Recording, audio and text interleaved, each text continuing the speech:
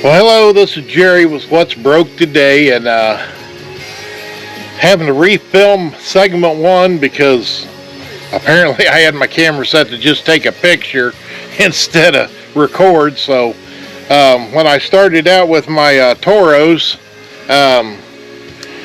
what I had a Toro recyclers, and the one was engine was running too fast and the governor isn't working.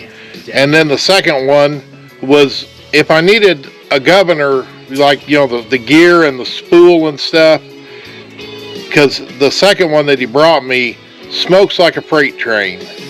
And the deal with these mowers is, this guy, he's a lawn service, and he has 3 of them, and he's one of the very few people in town, because he drives like 20 or more miles to come out to where I'm at to drop off stuff. He lives actually in town, and he has customers that don't like for you putting those big, like the Toro mid-size walk behinds, or even the right standers or zero turns. They don't want them on their grass. They love the lines from the old, 22-inch, bagging mowers. And a lot of these lawns, they got sprinkler systems. They do all the fertilizing and maintenance and they love having those lines from that small mower. And they won't let anybody cut their yard if they don't use this little mower. And he actually makes a good living at it because they know nobody wants to do it, and it takes more time, and he charges accordingly. So, and he buys the Home Depot Toro mowers. Even though he don't go to Home Depot and buy them, he goes up to the pawn shop, and I don't know where. We can guess how the pawn shop. Someone brought in and pawned it, and he'll stop by there every week, every month, just whenever he's around near the pawn shops. And they usually have the mower sitting outside. And if he sees one of these sitting outside, he'll stop in and ask them what they want for it. Like if they want, $200 or $300 for it, he tells them thank you and goes on down the road. The one I'm actually getting ready to work on, that you're going to see the motor on, when he went up to the pawn shop to buy it, they couldn't get it started. And what had happened, it sat all last winter up there with fuel in it, and the stale fuel, it wouldn't burn. So, and I think they started out at $120, and that was the mower, which I wish it's still here. I'll show the picture of both of them. And when you see the picture, the one on the right is the one I'm working on, because I end up with a still photo of both of them. So the right one is the one that I'm fixing. The left one is the one that smokes like a freight train, that he's had the longest. And that is just strictly, if he has to have a mower, at least he's got one. Because right now he has 3 of them, 2 of them with the Kohler motors, and 1 of them that has the Briggs & Stratton. And really the only difference between them is the handle and the rear wheels. That the Briggs & Stratton one has 4 wheels the same size. The Kohler ones have a little bit larger rear wheel, but they're all 3 front wheel drive, Toro recyclers. The same bagger fits on all 3 of them. So, but yeah, I'm going to guess 50% or more of his lawns he's mowing with these Toros. And he gets them at this pawn shop. When he ended up giving $50 for it, brought it out here, I just drained the fuel, blew the carburetor out, hit it with, I didn't even take the carburetor off. I just pulled the float bowl off, and I got a blowgun that has kind of an angled tip. I stuck it up in the center where the bowl nut goes, shot about 100 pounds of air through there, cleaned everything out with some carb spray, put her back together, and it was running real good until the governor gave out on it. And that's why he brought me the second one, is because when I was trying to find the governor, I could not find a parts breakdown that had any of those parts for the governor separate. That the gear, the spool, and or bobbin, or whatever they call it, yeah, all that, I'm guessing you had to buy the whole sump assembly. So I'm going to go ahead and get the motor pulled off and get it on the table, because I don't guess you need to see me take out a bunch of bolts. Well, I said I was going to show you a picture. I'm not going to show a picture because I want to look at it, and I got my finger right in the middle of the screen, so you can't even see what I was going to show. All right, well, I got 2 more pan bolts to take out, but got it unbolted. Like I said, it's only got 3 bolts holding it on, and blade adapter's got to come off on the blade, and then of course the belt goes on that pulley that's on the blade adapter. I started out, I took the dipstick tube off the side and pulled it out of the way. I also unhooked the spring that goes on the governor arm, so there's no tension on that. And then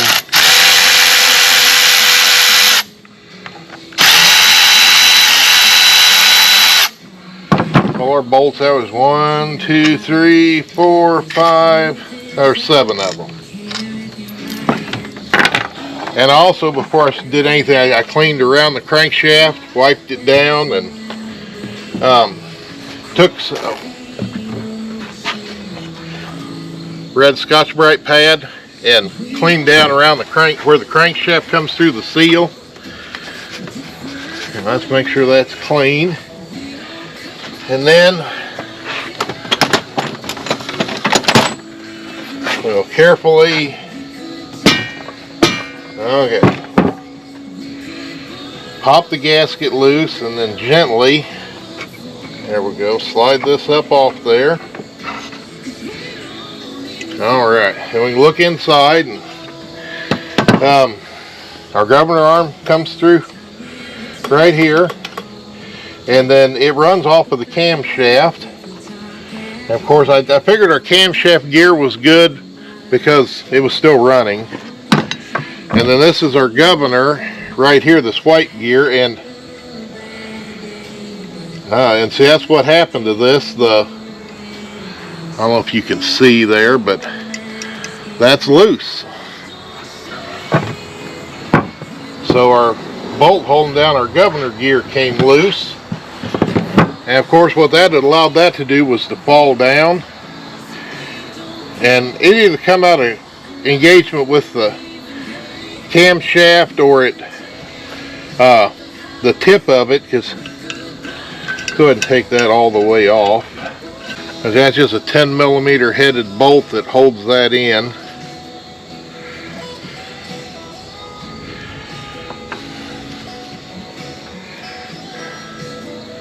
And that little piece that actually lays down and holds it down,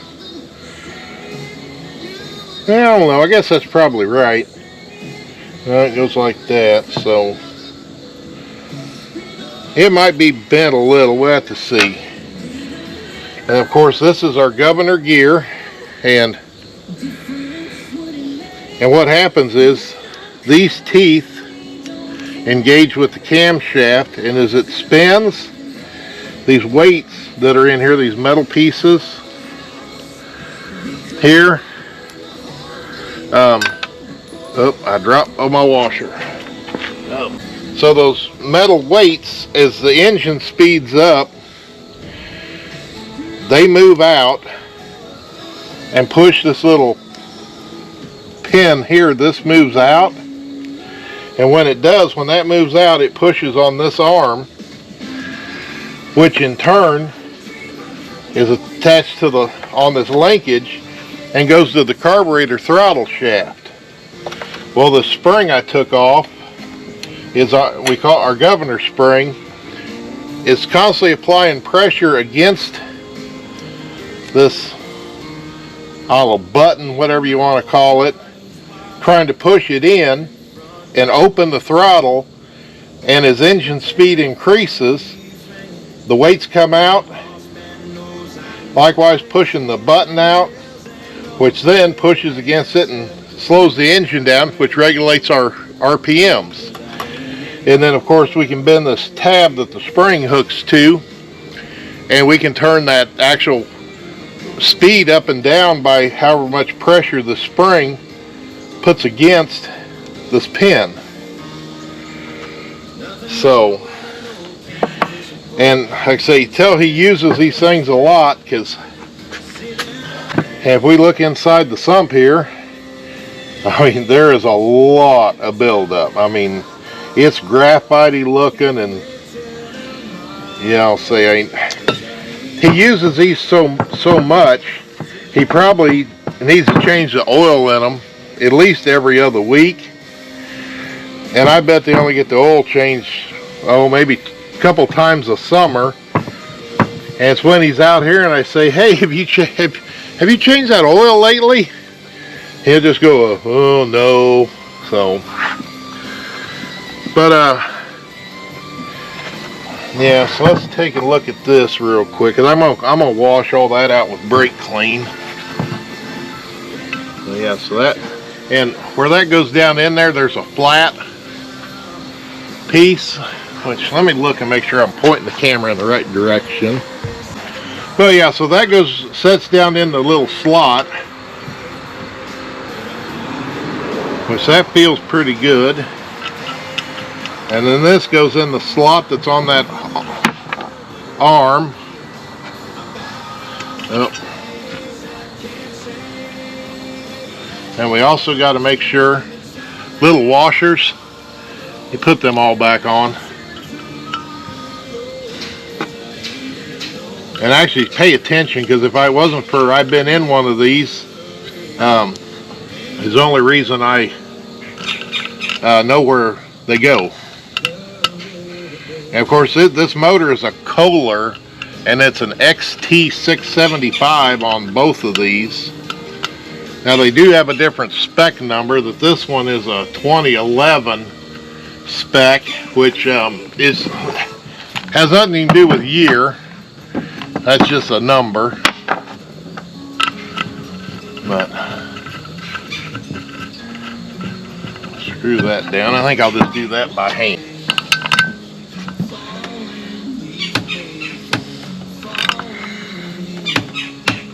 Okay.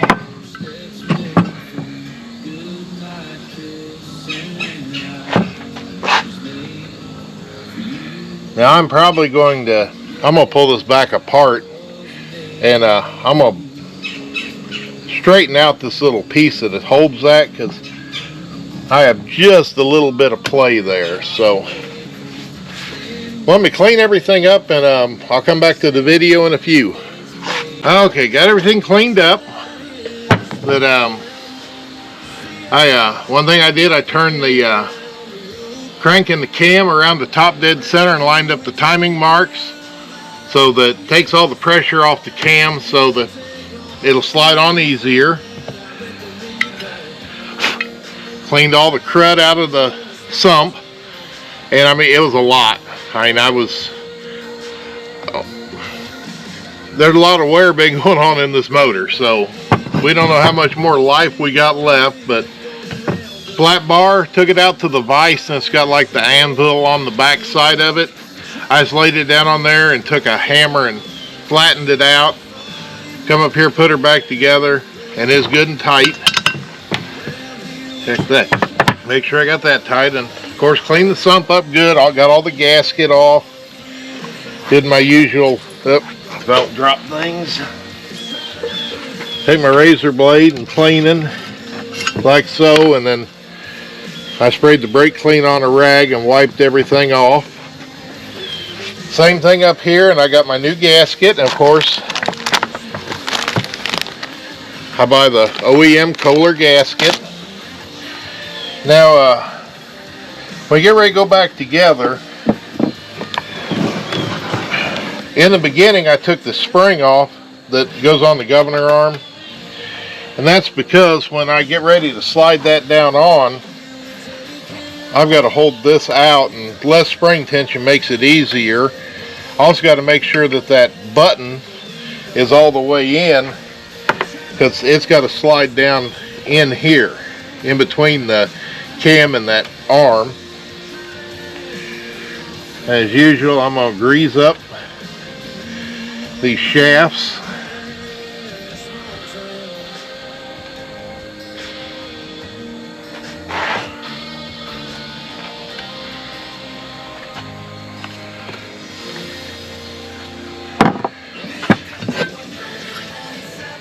Now grease up my seal, because this one didn't have grease in it. And like when I put these new lower seals in, find a socket that fits it, and actually that's what I drive these seals in with. So I'll make sure that button is pushed all the way in. I'll push that in as far as it'll go and try and hold the pan so it doesn't fall out. And I'm actually, part of the reason I got it up here on the little workstation is so when I go back down on here, slide it down slow. Now I can take and lift up the arm and make sure it's away from the gear. And then slowly set that down.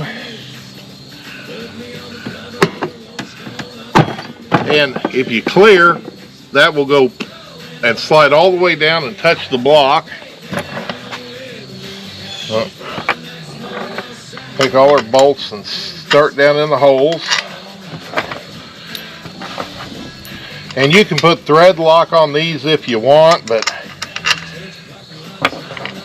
I have never had one of them come loose.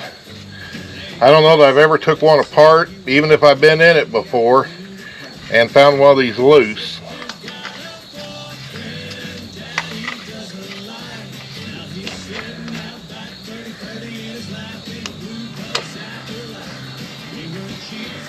I get that started, and then I'll run these down slow with my cordless.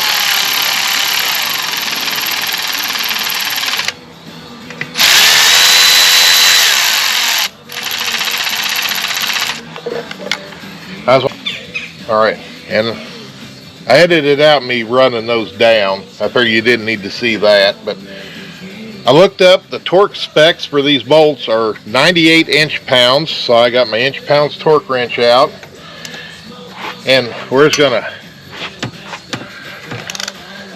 torque them down, and we're gonna do kind of a staggered pattern. We don't want to go in a round circle,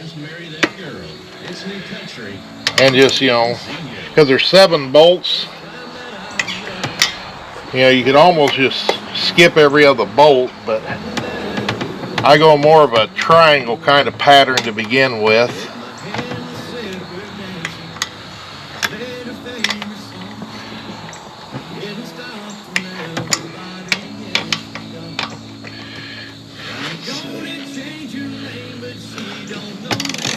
And since there's only 7, it's fairly easy to remember which ones you've done. Okay, and then I'll just go around and reach. I'll do it. The last go around, I just do a circle.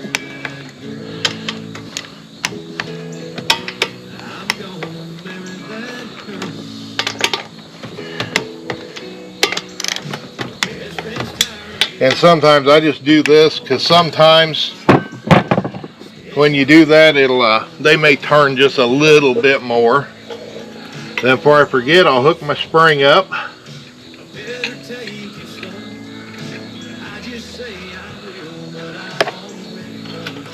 And that moves good. Then I'll spin this around and clean off the bottom end of my dipstick tube.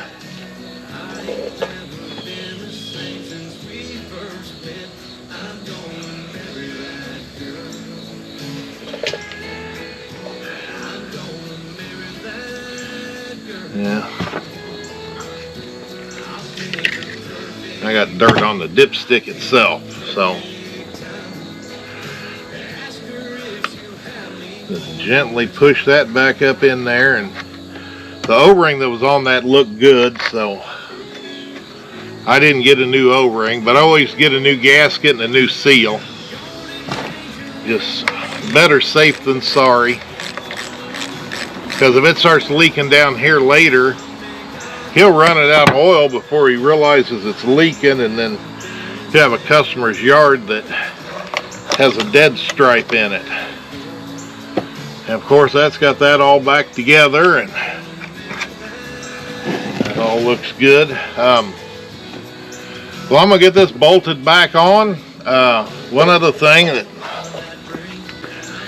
and I'm gonna go sharpen and balance the blade, because if you look, come here across this one end, I don't know what he hit, but he's not quite a bit off. Now that end's still fairly square, but it needs sharpening, so I'll sharpen that before I put it back on. And I'm actually going to get some blades together. I'm going to do a video on blade sharpening, because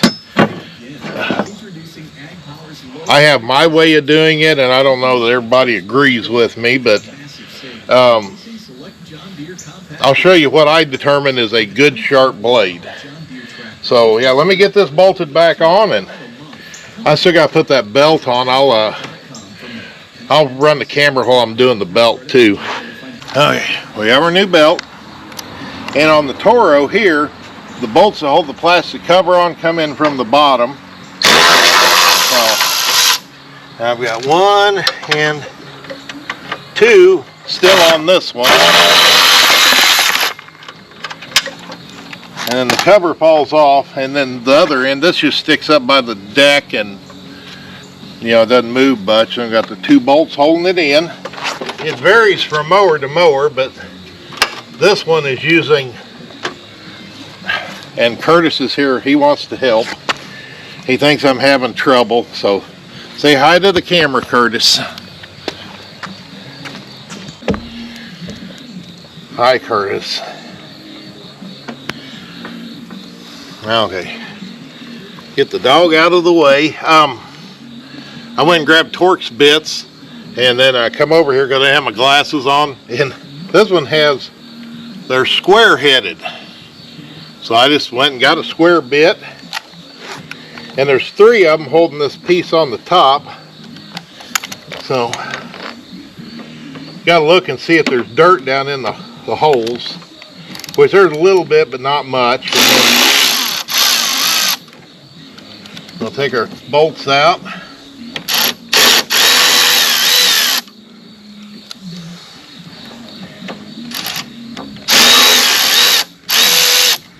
And you might get by with taking 2 out and loosening 1, but I just take it off because,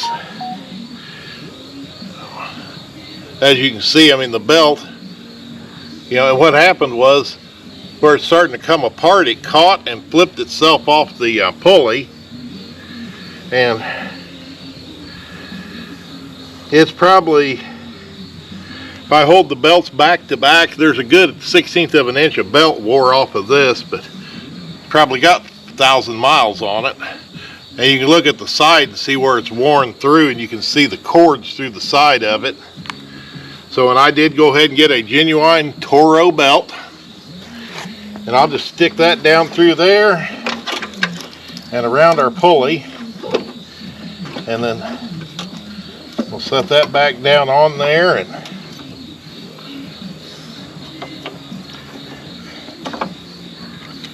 get our screws started.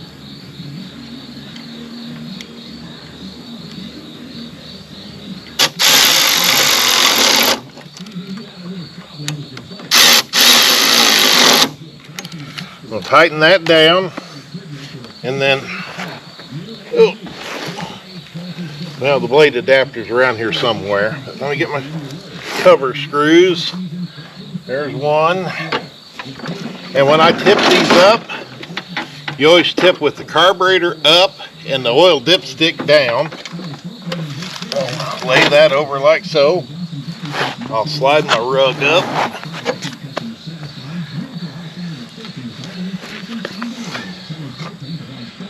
And then, oh, grab everything. There we go, that.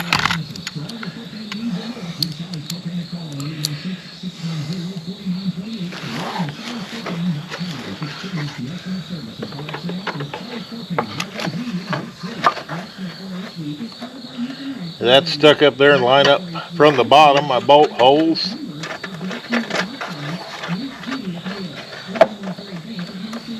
Okay, get one started.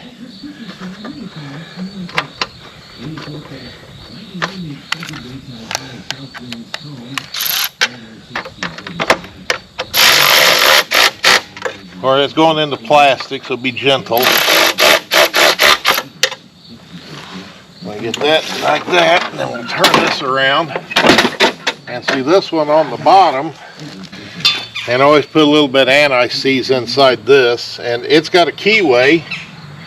I see where the keyway's in the crank, so it's facing the front. I got that facing the front. I'll just take this belt, hook it over, and then work it and slide it up on there and make sure it gets captured in here. And then after I sharpen the blade, we'll get the blade on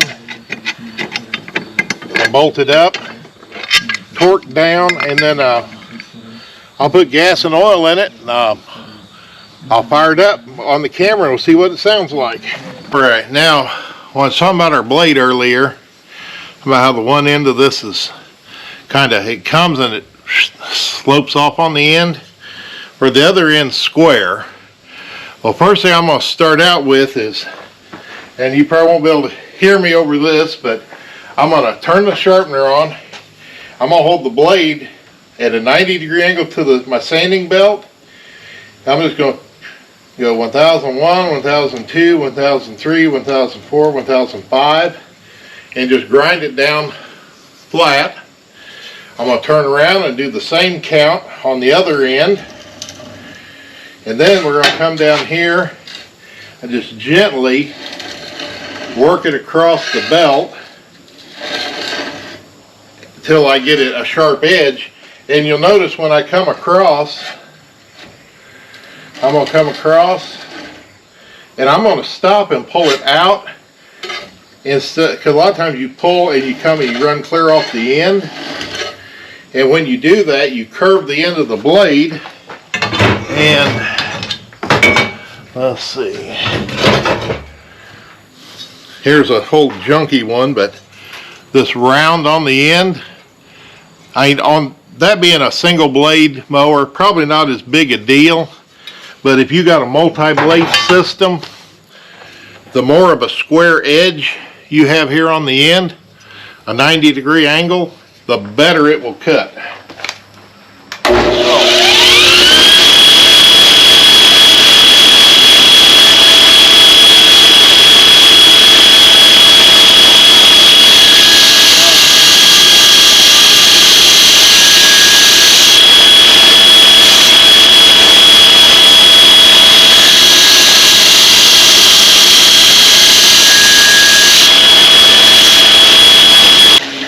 Now that that's stopped, now this is the end that was good, and see I got my good 90-degree angle coming up here, or close to it.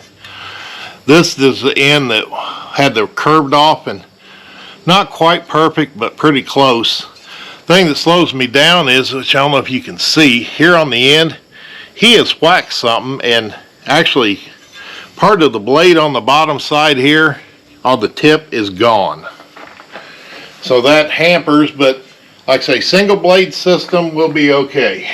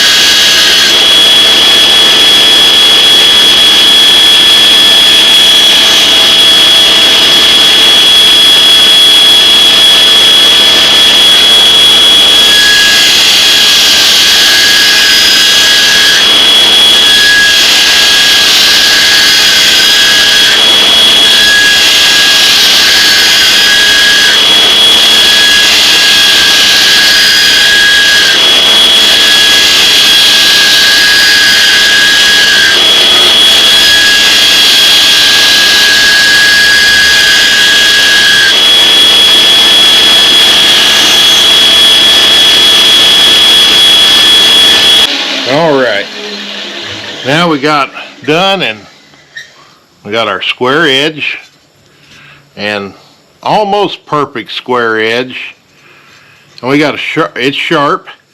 Now you notice I did probably total on each end about 12 swipes. I took light swipes with this thin blade because if you go too fast, you'll get right where the edge, cutting edge is, you'll get that hot, and if you ever see that turning blue colored, that means it was red hot, and you probably took the temper out of the blade. So depending on what, like these are super lightweight blades, so we are gentle. If I'm using a heavier blade like on a right stander, they'll take a lot more abuse and heavier pressure. But I'm going to get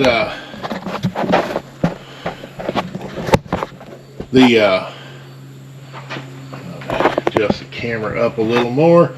Then the next thing I want to make sure is that the blade is in balance. So what I've got here is it's got magnets, and this piece slides. Then we have a cone that'll go in the center bolt hole of the blade, and then I'll pull that up and the magnets will stick to the back of the blade, and then I can hold this level and let go, and you see this end droops down, so that means it's heavier. So I move it over here. I mean, it's not a lot heavier, so hang on, I'm going to go back over to the sharpener.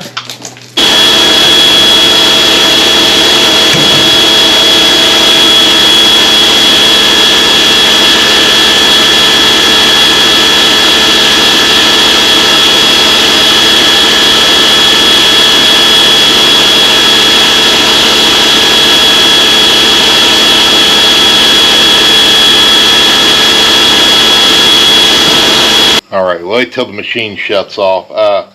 This end was heavy, so when I put it in there, like so, and it went down, so I knew this end was heavier, so I went over and made another pass with the sander to take a little more metal off, and then when I brought it back, and of course the wind's blowing a little bit, and you see now it's level, but I'll try and leave in that little bit of clip where I come back, and I took off a little too much, and this end just barely, I mean, it didn't drop near as fast as this end did.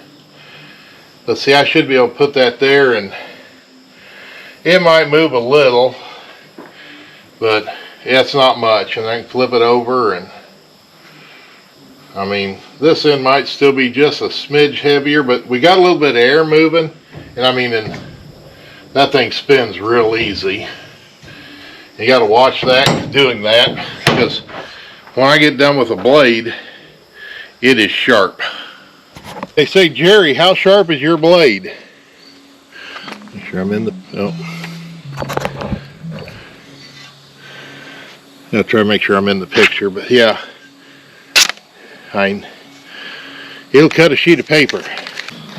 All right, so we have fuel in it, full of oil, and another thing I come across is a lot of people just put whatever oil they got in their mower. Well, you really should get the book out and see what it calls for. Whereas this Kohler XT675, it calls for 10W30. And of course, since I had everything apart, it held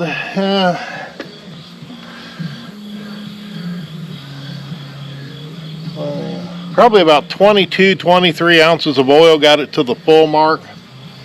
And it may need a little more, but when you change the oil, it never holds that much.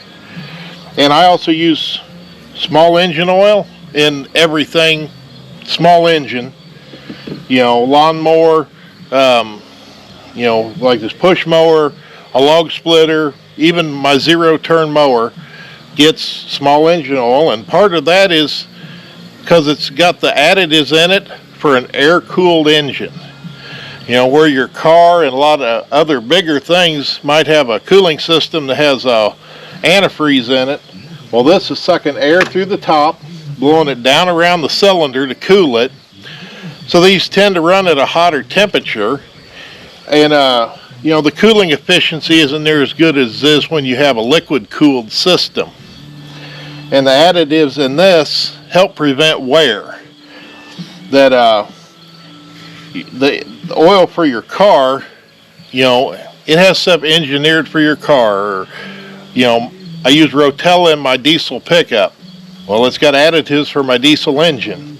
Well, this has additives for an air-cooled lawnmower engine. Now, I'm going to start it, and we'll keep our fingers crossed everything works good. Because our governor, because when we start it, our spring's pulling it wide open throttle. If the governor's working, it'll slow it down and regulate this thing probably around, I'm going to say 3,300 RPMs or so. This one might be a little higher because he bent the tab up and kicked the RPMs up just a little so it'd go faster. And then the other thing we got to check, I put that new belt on. I'm probably going to have to adjust the self-propel cable. So here we go, first pull.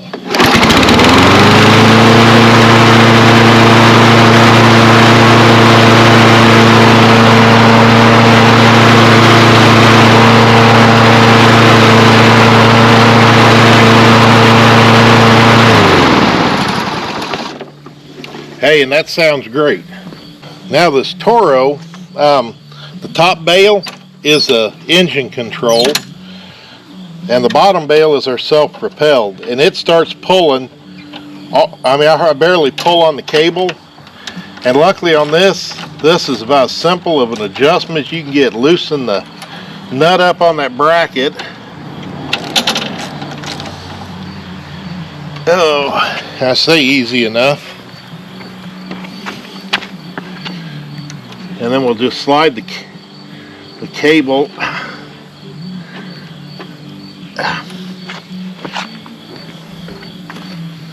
Not moving as easy as I thought it would.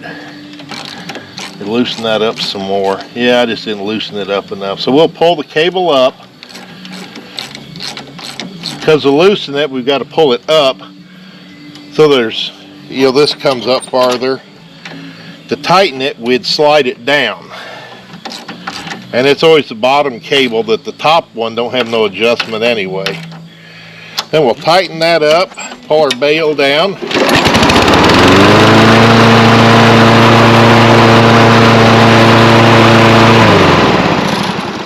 And that's a lot better. Well, that's going to finish up our Kohler XT675 that's mounted on the Toro recycler mower. That everything turned out good. We got the governor fixed, blade sharp, new self-propel belt installed, got the cable adjusted for the self-propel, and new oil in it and working good. I'll say he's ready to come pick it up so he can go mow some more grass, and I actually think he's got one of his other ones to drop off and leave when he picks this one up. And I'm also send that one that he sent for parts, because it still works, so just in case he needs it for a backup, because the one he's dropping off, it's a little different model, so the parts don't interchange. And other than that, I appreciate you watching. Appreciate the thumbs up for a like. Please subscribe to my channel, because no telling what else you're going to see on What's Broke Today. Thank you.